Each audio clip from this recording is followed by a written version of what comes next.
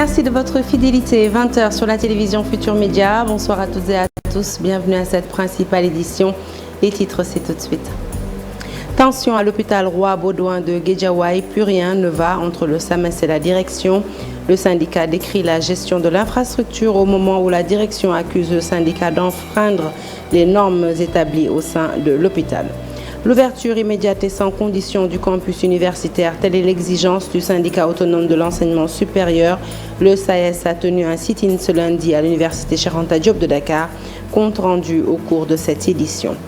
Terrain d'entente enfin trouvé entre les concessionnaires du nettoiement et l'État du Sénégal. Le passif de 15 milliards dû aux agents sera épongé d'ici le 30 novembre. Annonce faite par le directeur général de la SONAGED en marge du lancement ce lundi de son plan stratégique de développement. Et puis Ousmane Sonko fixé sur son sort le 17 novembre prochain. À cette date, la Cour de justice de la CEDEAO va statuer sur la radiation du leader de l'ex-PASTEF et la dissolution de son parti. Voilà pour les titres. Le développement, c'est tout de suite.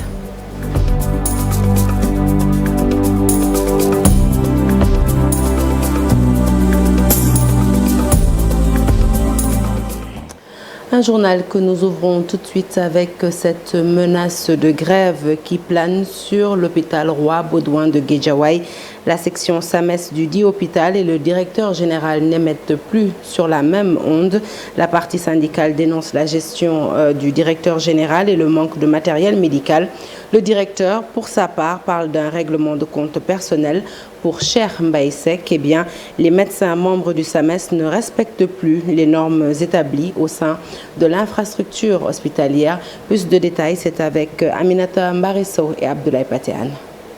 Vers des journées sans soins à l'hôpital Roi Baudouin de Guédiawaye, dans cette structure située dans la banlieue dakaroise, le courant ne passe plus entre certains agents de santé et le directeur général. Le plateau de Roi Baudouin, technique de Roi Baudouin, est obsolète eu égard des nombreux spécialistes qui y exercent. Et il nous met également une rupture récurrente des soins, surtout notamment dans les services comme Roi Baudouin. Je défie quiconque ces 3 dernières années de me brandir une plateforme revendicative du SAMES local. Maintenant, ce que j'ai eu le mois passé, j'ai reçu un préavis de grève avec des points qu'ils ont cités pêle-mêle. Matériel médical désuète, gestion nébuleuse, entre autres points à l'origine de la colère de ces agents de santé. Nous n'avons aucune information sur la gestion hospitalière, aucune information sur l'exécution ou non du budget de l'année 2022, l'exécution ainsi que le contenu du budget de l'année 2023 reste une équation inconnue pour tous les membres de la CME que vous voyez ici présents. Pour ce qui est du matériel, d'un investissement de 70 millions de francs CFA, au mois de décembre 2021, nous sommes passés à un investissement global de 236 millions de francs CFA. Ces membres du SAMES accusent le directeur général des accusations sans fondement selon le directeur général de l'hôpital Roi Baudouin. Outre ces remarques, nous notons une absence de convivialité de la direction envers les médecins, les pharmaciens et les chirurgiens dentistes. Lorsqu'on parle de convivialité de la direction, il s'agit en fait de notre directeur, M. Cheikh Mbaye Seck. En effet, les injures, les menaces, les intimidations, les violences verbales sont monnaie courante de la part du directeur et cela n'augure en rien la quiétude de cet hôpital. Ils ne restent pas au niveau de l'hôpital, ils ne viennent pas à l'heure, ils ne descendent pas à l'heure, ils ne tiennent pas de réunions de service. Je défie quiconque, il y a des services que je ne citerai pas aujourd'hui, qui sont restés 3 ans sans tenir de réunion interne, qui ne savent même pas ce qu'il y a dans leur service. Parce qu'ils sont dans les cliniques, ils sont par-ci, ils sont par-là, ils détournent les malades, ils viennent à 9h, ils viennent à 1h, ils gèrent 2 jours d'activité. Je serai le dernier directeur d'hôpital à cautionner ça. Une tension qui risque de porter préjudice aux milliers de personnes qui viennent dans ces structures pour des soins de santé. Le SAMES menace d'aller en grève dans les jours à venir si l'administration ne réagit pas à leur plateforme revendicative. Des remous dans le secteur de la santé, mais aussi dans le secteur de l'éducation, avec le syndicat autonome de l'enseignement supérieur, section Dakar, qui exige l'ouverture immédiate et sans condition du campus universitaire de l'université Cheikh Anta Diop de Dakar. Le SAES interpelle les autorités pour une solution définitive à cette situation. Le syndicat a tenu un sit-in ce lundi à l'université Cheikh Anta Diop. Suivons ce compte rendu signé Cheikh Diop et Alioune Diagne. Enseigner et encadrer en présentiel, c'est tout ce qu'ils demandent. Après 5 mois sans cours, le syndicat autonome de l'enseignement supérieur exige l'ouverture du campus universitaire. Ça suffit, parce que bien évidemment, ce temps de latence impacte négativement sur le quantum horaire et par conséquent sur la qualité de la formation.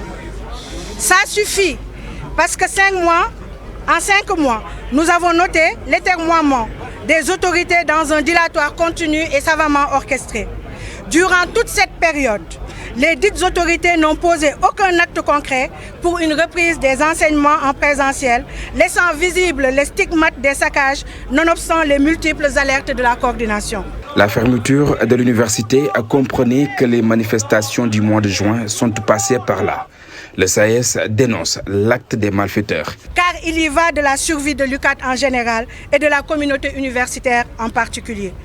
Nous n'avons pas le droit de laisser croire à ces personnes malveillantes que leur objectif criminel, qui était la mise à terre de notre outil de travail et par-delà l'enseignement supérieur, est atteint. Nous n'avons pas non plus le droit de laisser croire à l'opinion que l'université est devenue un lieu d'instabilité et d'insécurité. Il est alors impératif que l'UCAD se redresse par la reprise sans délai des enseignements en présentiel et ce tout au moins pour sauver l'année académique 2022-2023. Alors, le SAES interpelle les autorités compétentes à décompter cette situation au plus vite.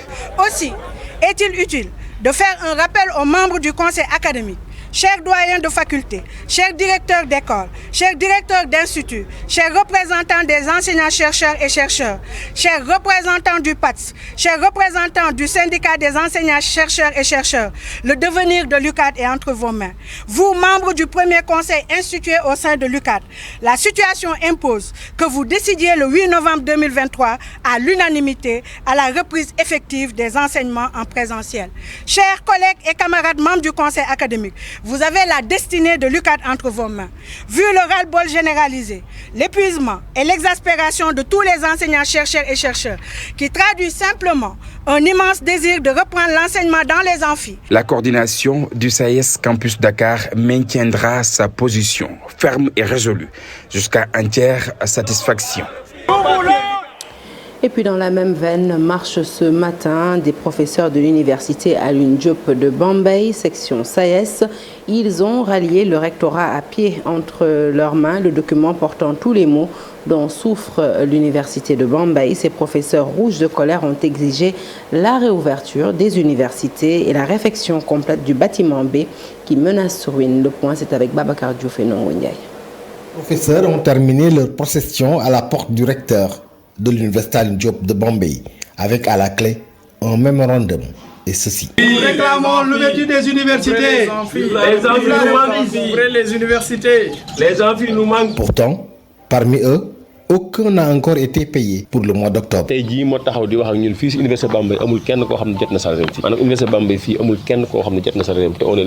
S'y ajoute qu'en plus des difficultés qu'ils partagent avec leurs autres collègues des autres universités, ils ont des problèmes spécifiques à Alioune Diop. Organisation dans les plus brefs délais d'un autre sitting sur le site de Bambey, de l'université Alioune Diop de Bambey, pour dénoncer publiquement la dégradation de notre université, caractérisée par une gestion catastrophique et un déficit d'infrastructures. Refus catégorique de toute violation du décret relatif à l'orientation des nouveaux bacheliers et de la massification incontrôlée de notre université. Dans cette université, un bâtiment retient l'attention.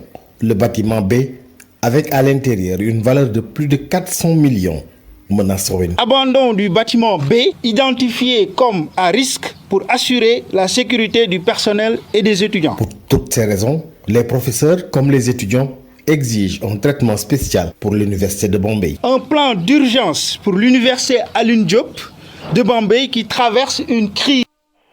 Allez, destination à présent le port autonome de Dakar. Sur place, le collectif des commerçants transitaires et transporteurs durcissent le ton. Ils ont manifesté ce matin pour dénoncer les lenteurs dans la satisfaction de leurs revendications. Ils déplorent l'impact au plan économique et interpellent ainsi les autorités concernées, notamment la direction du port et l'État du Sénégal, de régler le problème au plus vite. Nous écoutons tout de suite M. Etienne Sarr, coordonnateur du collectif. Il s'exprime au micro d'Alun Diagne.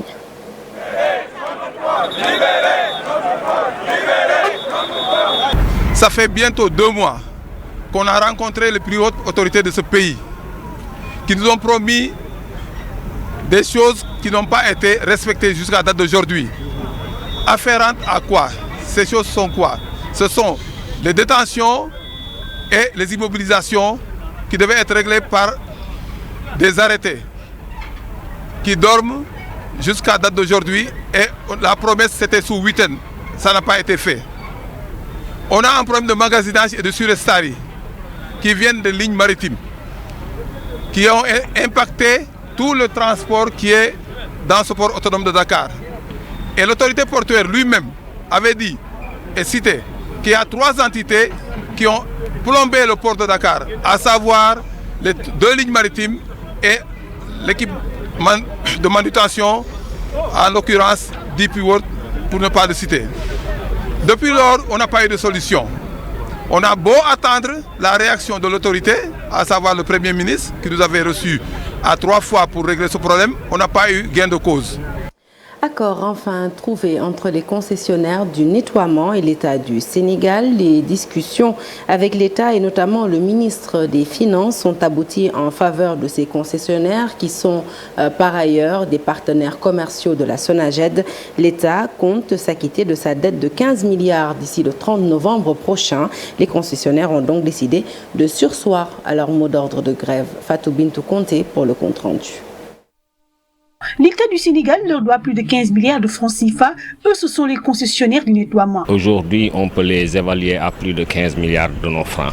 Une dette que reconnaît la Société nationale de gestion intégrée des déchets, la SONAGED, leur principal partenaire et client. Les concessionnaires, ce sont nos partenaires commerciaux. Donc, il faut quand même comprendre et accepter que dans une relation commerciale, souvent, partout dans le monde, il y a des moments où on doit de l'argent. Donc ça, c'est raison pour laquelle ils ont rangé pendant 2 jours leur camion et cessé tout ramassage d'ordures dans la capitale. Donc ce problème-là était là depuis quelques semaines. On a essayé de le gérer et puis à un moment donné, on est arrivé à un point de rupture. Il faut le dire, depuis jeudi, le service était interrompu, mais on a continué à discuter avec eux sous la supervision de notre ministre de tutelle et aussi du ministre des Finances. Et finalement, on a trouvé un accord et ils ont repris les activités depuis ce matin. L'État du Sénégal s'est engagé. Après discussion, les 2 parties ont enfin trouvé un terrain d'entente pour un paiement de leurs dettes le 30 novembre. La délégation des concessionnaires a été reçue par M. Mastian le samedi dernier et à l'issue des négociations, les concessionnaires se sont retrouvés hier pour évaluer la situation et finalement, par un élan patriotique, on a décidé de lever le mot d'ordre parce que l'État du Sénégal s'est engagé par le biais de la SONAGED en la personne de son directeur général pour un règlement définitif. La SONAGED, Société nationale de gestion intégrée des déchets, compte travailler à l'avenir avec les concessionnaires pour mieux réduire cette dette. Et nous restons avec la SONAGED, la Société nationale de gestion intégrée des déchets qui vient de lancer dans le cadre du programme Zéro déchet initié par l'État du Sénégal son plan de développement, un plan avec des orientations stratégiques présentées par le directeur général de la SONAGED. Voici Mastiam, toujours au micro de Fatou Bintou Conté et Yaya Diallo. Le plan EXINA, il est articulé autour d'une vision. Parce que quand on définit un plan stratégique, il est important de le structurer à partir d'une vision, donc qui consiste à devenir l'entité qui est en charge du nettoiement bien sûr, mais dans le cadre d'une nouvelle vision reliée au développement de l'économie circulaire. Maintenant, dans la démarche stratégique, après la définition de cette vision, il a fallu définir ce qu'on appelle des axes stratégiques. Le premier axe stratégique, il a trait à la régulation et la réglementation. Parce qu'il faut ça juridique adapté. Il n'y a pas une loi d'orientation qui définit le fonctionnement et la gestion du secteur des déchets. Donc pour nous, le premier axe a trait à la nécessité de mettre en place un environnement institutionnel juridique adéquat et on l'a décliné à trait au développement durable et à l'économie circulaire, à la performance opérationnelle. Parce qu'on est quand même une société anonyme avec un conseil.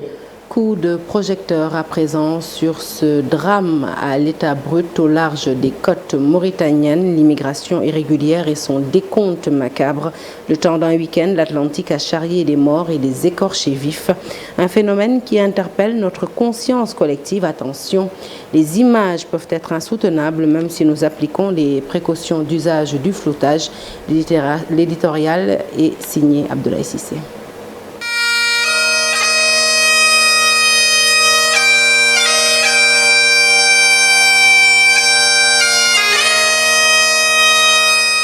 Si seulement on était sûr que montrer ces images sans filtre pouvait provoquer un électrochoc. Mais il n'y a peut-être aucune originalité à le faire dans un pays où l'espace public est déjà envahi par plus atroce que de brûler un corps pour prétendre tuer un mort, pardonnez l'expression, avec une innommable barbarie. Qu'est-ce qu'il nous faut de plus que ces visages d'anges plongés dans un sommeil éternel pour nous arracher une larme, une once de compassion avec nos peuples, tels des damnés de la terre. Mais Dieu semble toujours juste par le contraste entre ces adultes responsables de leurs actes, dont les visages sont marqués par la souffrance et pour qui on imagine la détresse dans la mort, à l'inverse de ces visages d'anges, de bébés innocents comme apaisés dans la mort. Que nous faut-il d'autre pour nous indigner, pour nous arrêter 2 secondes et refuser de nommer la chose comme de simples drames de l'immigration? Nous ne savons même plus nous indigner, nous ne savons même plus transmettre nos peines. Autant choqués, nous ne savons même plus vendre à l'humanité notre émotion, notre détresse. La simple photo du petit Syrien Aylan Kurdi, échoué sur une plage turque en 2015, avait suscité l'indignation planétaire qui a failli abolir les frontières. Le Canada lointain avait à lui seul décidé d'accueillir 25 000 migrants. Mais là, le premier traître à notre indignation, c'est nos gouvernements qui détournent le regard pour ne pas voir les charognes sur les cadavres des enfants du pays ou se bouchent le nez pour ne pas respirer l'odeur perfide des corps en décomposition avancée dans le désert de sable ou sur les prés des océans. Le communiqué du gouvernement du Sénégal est très en deçà des enjeux pour 700 personnes en perdition le temps d'un week-end. Les appels à la détresse des associations mauritaniennes de Nouadhibou à Nouamgar ont eu du mal à percer l'oreille dure du gouvernement du Sénégal, dont la seule initiative est de dire qu'il suit la situation de près. Tu parles. Il est temps que le phénomène soit considéré comme une grande cause nationale. Il faut aujourd'hui plus que des discours pour parler aux jeunes et les retenir.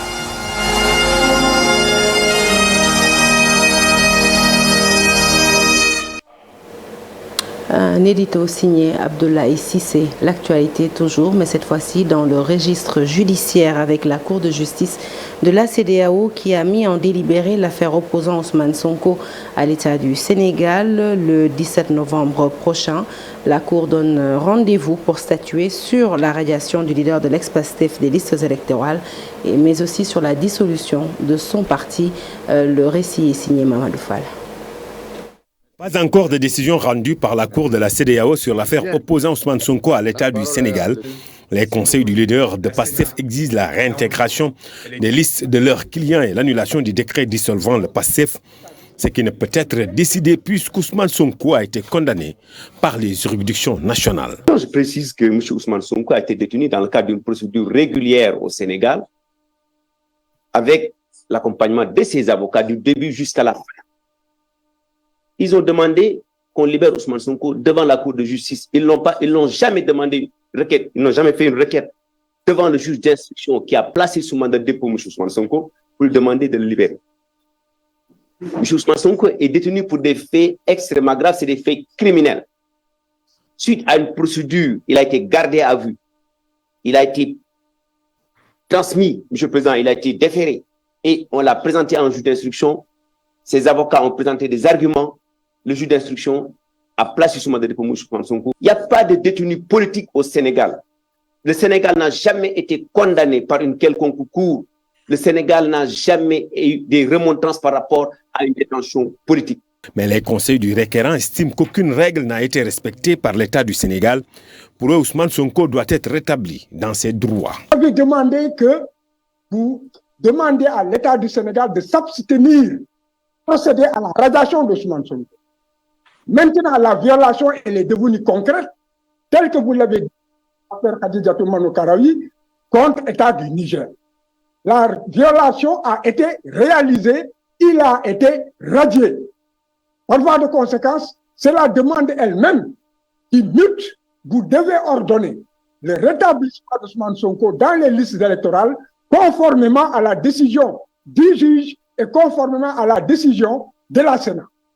Par ailleurs, ils disent que les juridictions ont décidé. Posez la question à l'État du Sénégal de savoir est-ce qu'ils ont exécuté la décision du juge.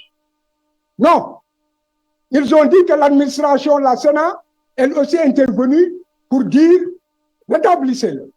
Est-ce que l'État du Sénégal a rétabli? Après 2 minutes de plaidoirie, la Cour a décidé. Délibéré au 17 novembre 2023, 17 novembre.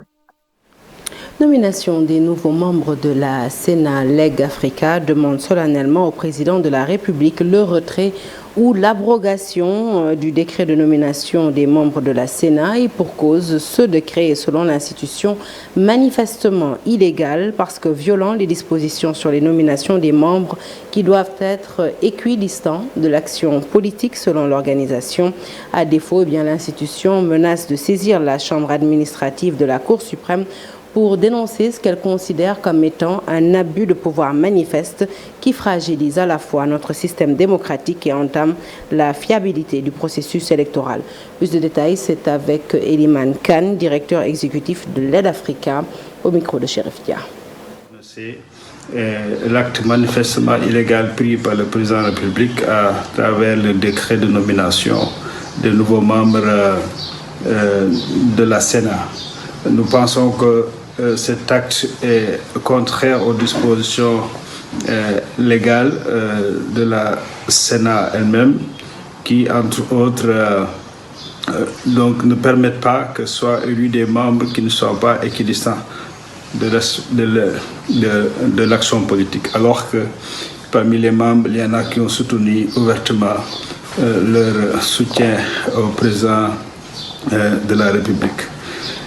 Également, nous pensons que cette loi ne respecte pas des dispositions du code électoral aussi, et également les directives, la charte de la CEDEAO sur les élections, qui ne permet pas que la loi soit corrigée à moins de 6 mois des élections.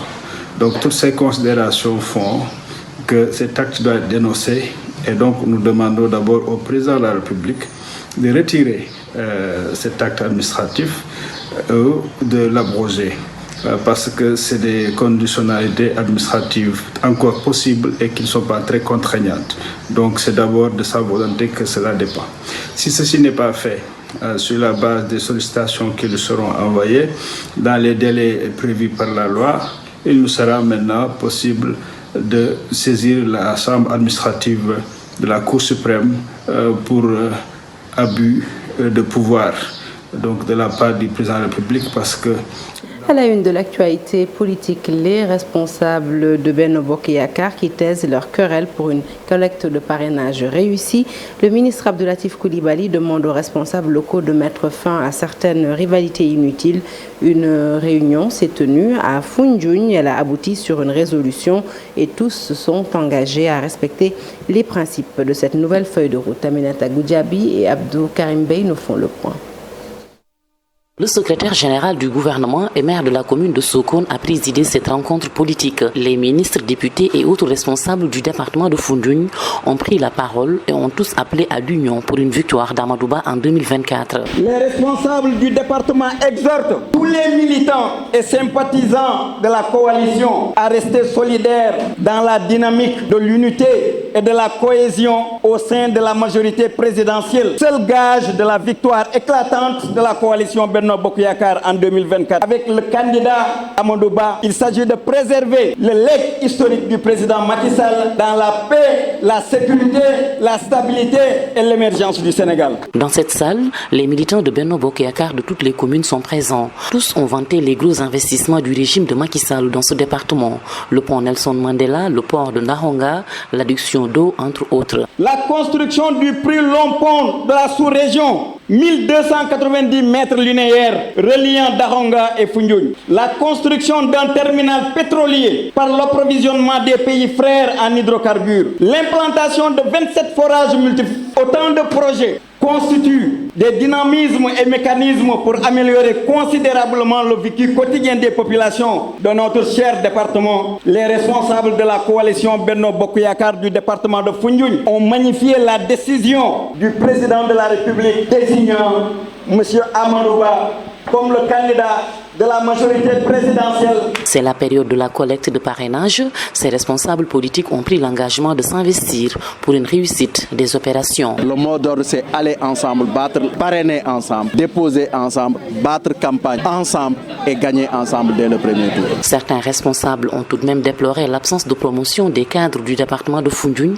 Très peu de nominations selon eux. Ils veulent que le prochain gouvernement d'Amadouba remédie à cela.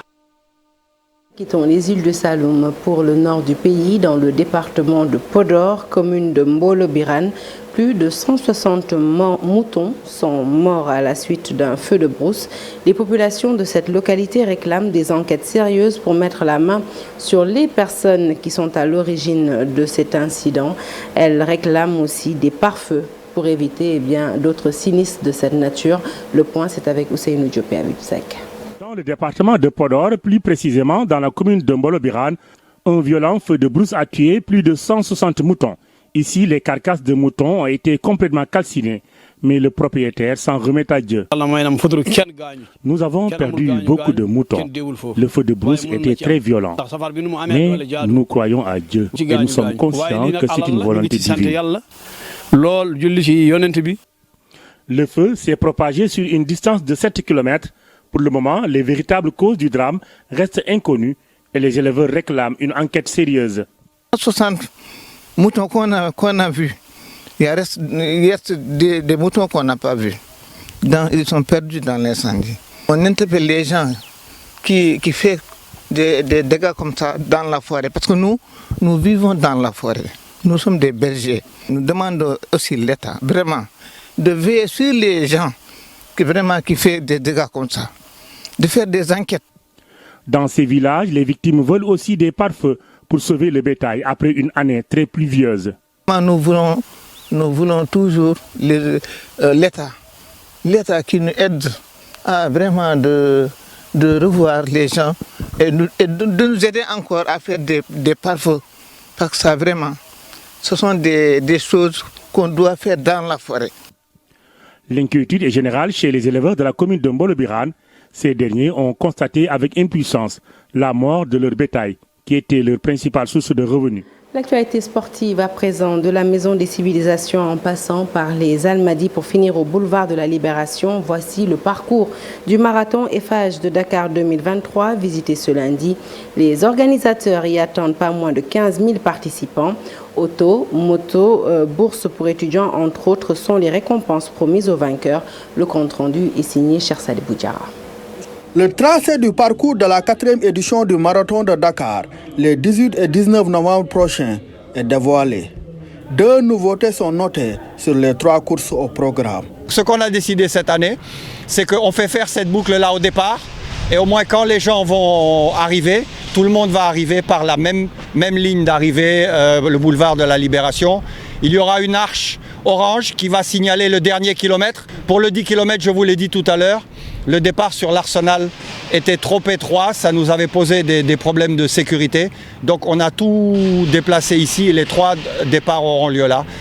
Événement sportif en plein essor, le marathon FH offre de grandes récompenses aux vainqueurs. Il y a les prix du classement général, mais il y a des prix spécifiques qui sont réservés aux coureurs sénégalais. Des prix très intéressants, puisque le premier Sénégalais et la première Sénégalaise du marathon vont gagner une voiture. Et également, vous avez des prix pour les étudiants avec des bourses. Les participants sont prévenus. La tricherie est impossible avec les équipements en vigueur. Les dossards qui vont être distribués aux coureurs, derrière, il y a une puce électronique.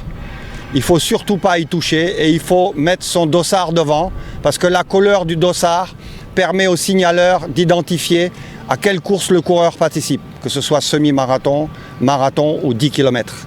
Quelle que soit leur position dans la ligne de départ, c'est que lorsqu'ils vont passer le tapis, que le chronométrage va se déclencher et va enclencher leur temps.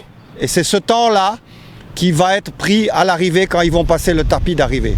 Pour la régularité de la course, nous avons disposé de nombreux points de chronométrage sur le parcours, en particulier aux extrémités du parcours. Si jamais quelqu'un essaye de tourner avant et il ne sera pas pris en compte sur le tapis de chronométrage, il va être disqualifié. Les inscriptions au marathon FH 2023 se poursuivent jusqu'à ce mercredi.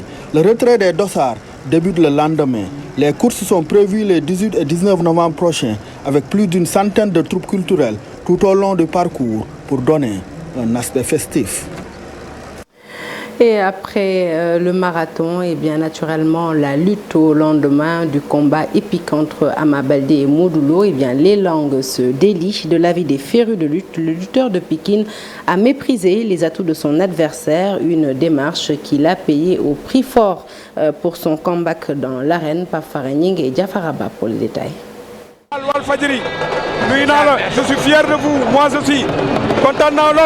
Un combat qui a tenu toutes ses promesses. Ama Baldé n'a pas dérogé à la règle.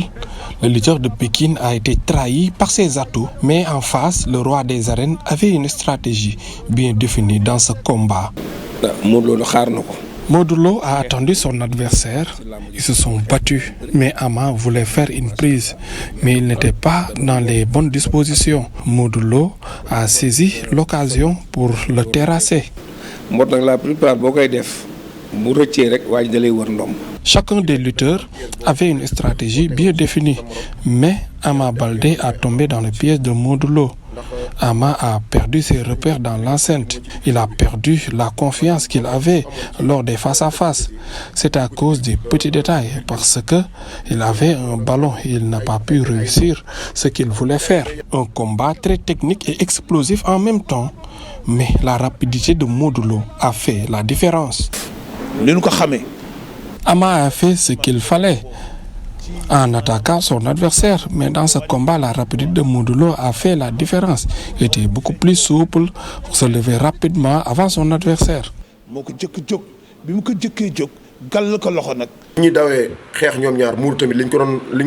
Modou Lo a rectifié ses défauts dans ce combat, car cette fois-ci il a reculé. Et pourtant Ama était très fort à cette position, mais Modou a su contenir cela. Ensuite il a riposté avant de le saisir et Ama a lutté avec ses pieds.